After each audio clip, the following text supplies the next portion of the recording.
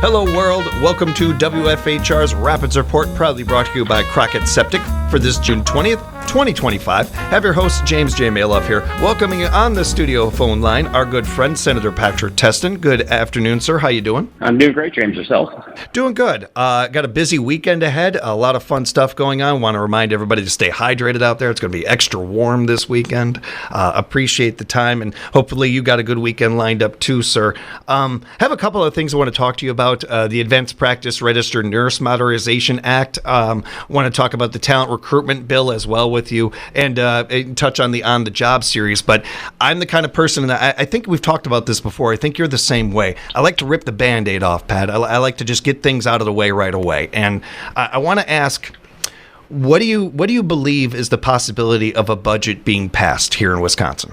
I think we'll get a budget done. It's just a matter of, when. I mean, the good news is, while our fiscal year ends coming up here at the end of June, if we don't have a budget signed into law, it's not as though state government shuts down, unlike the federal government. We continue to operate under the base budget. So I'm sure you're probably aware, based on some of the headlines that have come out in the last 24 hours, that discussions have sort of stalled. We were supposed to be in executive session yesterday afternoon, and unfortunately, we've hit the pause button. So I think by and large, both the Assembly and the Senate were on the same page on a lot of fronts. There's just still, a few areas that we have to kind of iron out to get everyone comfortable with. And, it's a balancing act between the both houses, and also trying to get a budget done that we think the governor can sign. And so, while I'm a little frustrated with the process right now, but at the same time, I think it's okay for us to sort of take a step back, let everyone kind of take a breath, and hopefully, reset, recalibrate over the weekend, and hopefully we can get things back on track. I want to get into it with you about this, but real quick, I hope the audience caught that.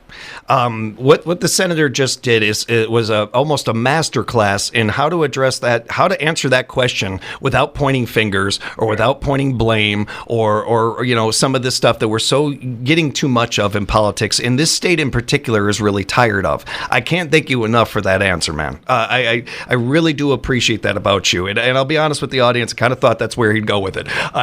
Because you are about accountability and not necessarily finger pointing, and I appreciate that about you and about our local politicians.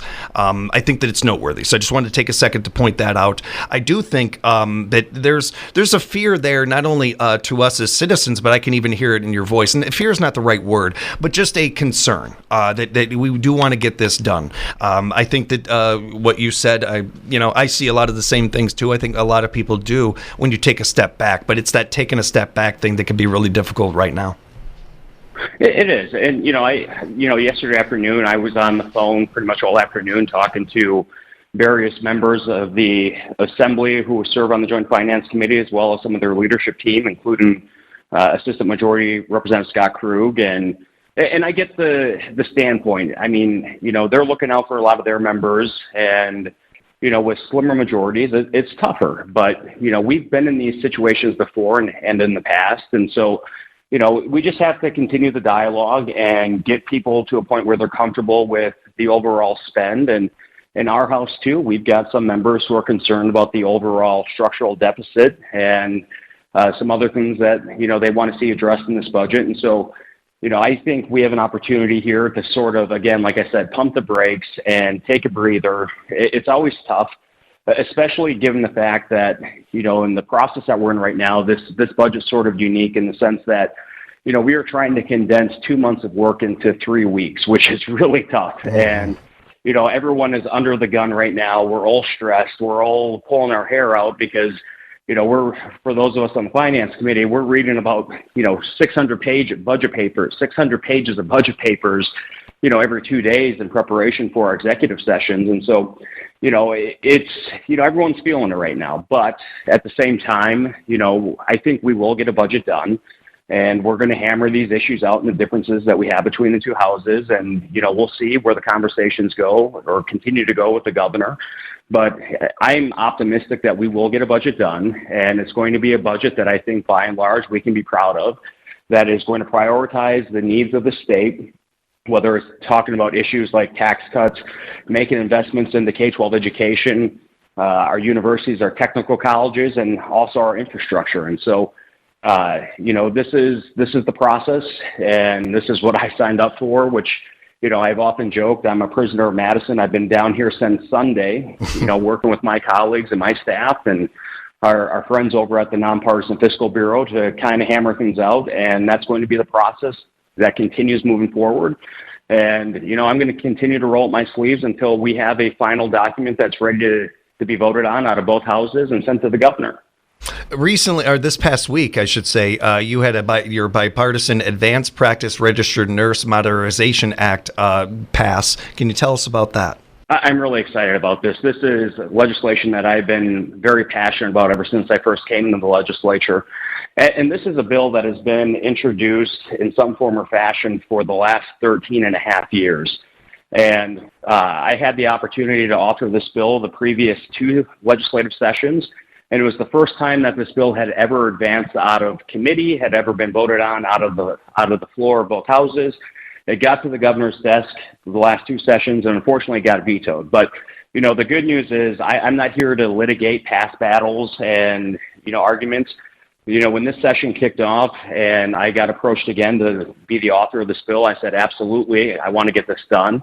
And we had very productive conversations with the stakeholders and even the governor's office. And I think we got to a point where, not everyone was 100% happy with the final product, but, this moves the needle in the right direction.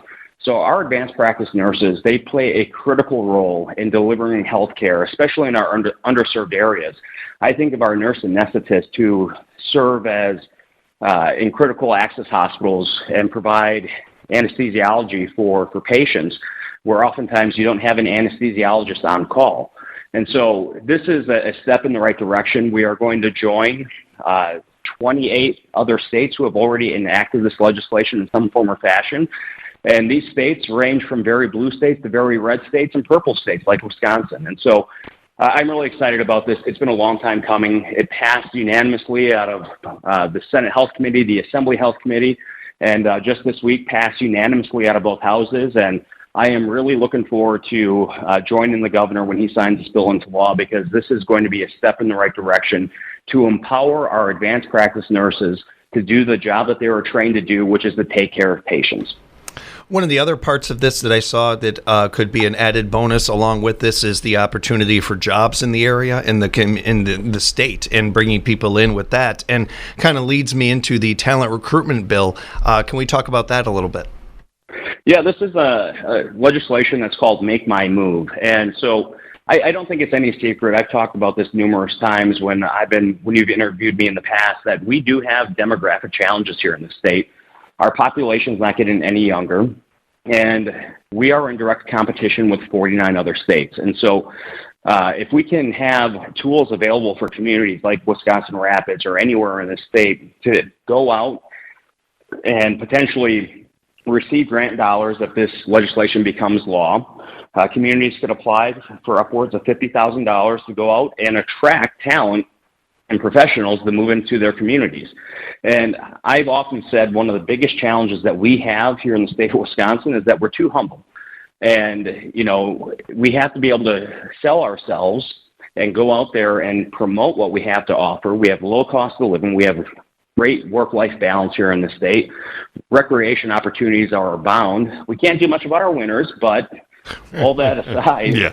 The good news is that if we can get this legislation enacted, I think it's going to provide an opportunity for communities, the state, to partner together to go out and make the case as to why Wisconsin's the best place to live, work, and raise a family. And so we're working on this legislation.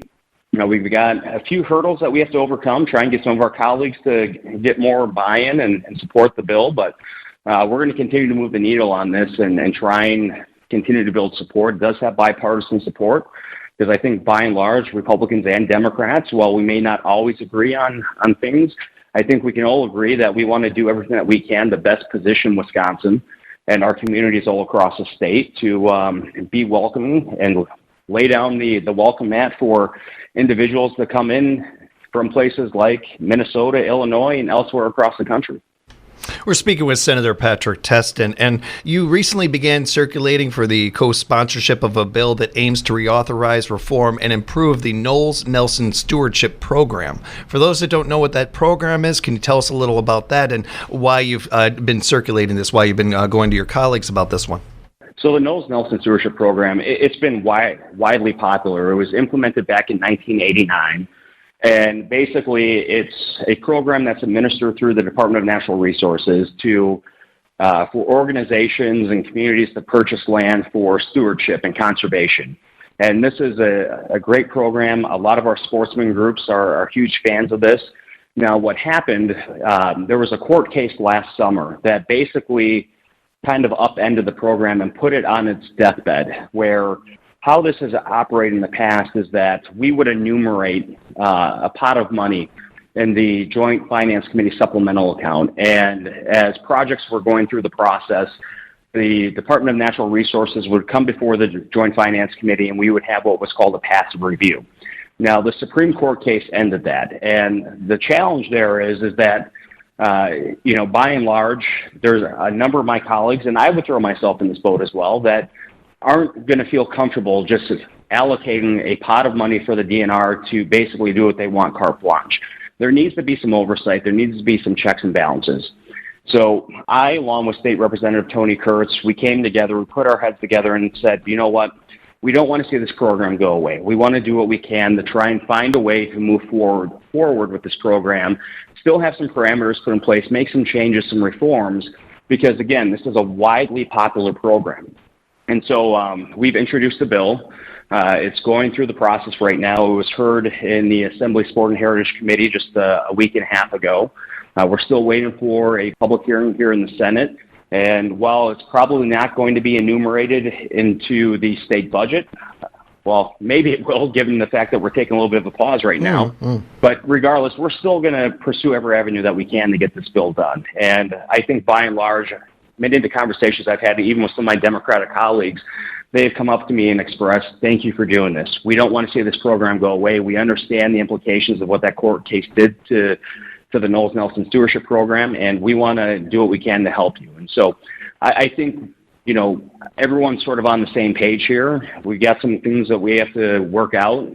And again, sort of like the APRN bill, not everyone's happy with the framework we've established, but at the same time, if we don't do anything, the program goes away. And I don't think anyone wants to be in that situation. So we're going to continue to hammer this home and hopefully get it to the governor and hopefully have it signed into law, and we can see the Knowles-Nelson Stewardship Program operate into future bienniums. Wanted to congratulate you. You were recently named the 2025 Wisconsin Historical Society Legislator of the Year. I imagine that's got to mean a lot to you.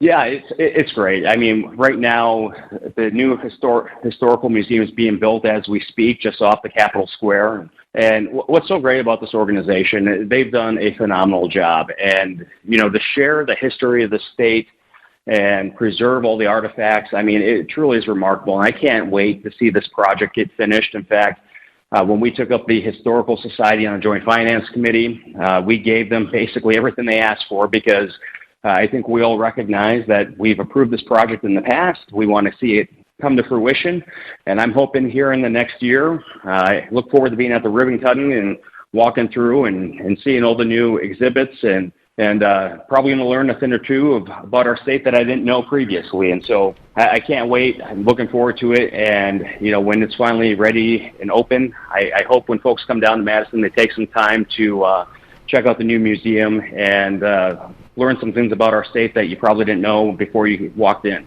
Yeah, and you had me at history. I love history. The more local, the better. And Wisconsin has some of the best history in the union. Congratulations again, sir.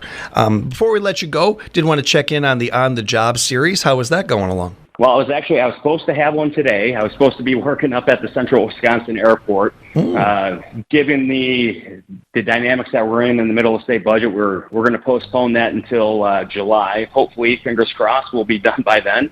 But yeah, we're taking a pause this month just so we can focus on the state budget and get that hammered out. But next month, stay tuned. I'll be working at the Central Wisconsin Airport. Hopefully nothing goes wrong, but we'll keep the flights on time and keep everyone traveling safe and sound. Well, I appreciate that. Not only the look behind the curtain there, but, certainly the day job coming first. But we love the On the Job series. Look forward to hearing more about it. And one of these days, getting you into the studios here, you can work with Pam. You could help her out or something like that.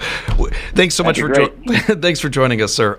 If people have follow-up questions they'd like to reach out to you, what is the best way to do that? Yeah, if anyone needs to get in touch with my office, feel free to give us a call at 608-266-3123. Shoot us an email at sen, my last name Testin at legis.wi.gov. Follow us on social media. Sign up for my e-newsletter. And I would be remiss if I didn't mention I'm looking forward to seeing folks at the Cranberry Blossom Parade on Sunday. So stay tuned. I'll be handing out my Packer Magnet schedule. So we got those stocked and ready to go and looking forward to it. Yeah. And we're looking forward to having you back in town. It'll be fun. Thanks again for the time. You have a good weekend. We'll talk again next month, sir. Looking forward to it, James. Thank you. And a big thank you to you for joining us out there. We appreciate you. We'll be back with more WFHR's Rapids Report, proudly brought to you by Crockett Septic here at 97.5 FM WFHR.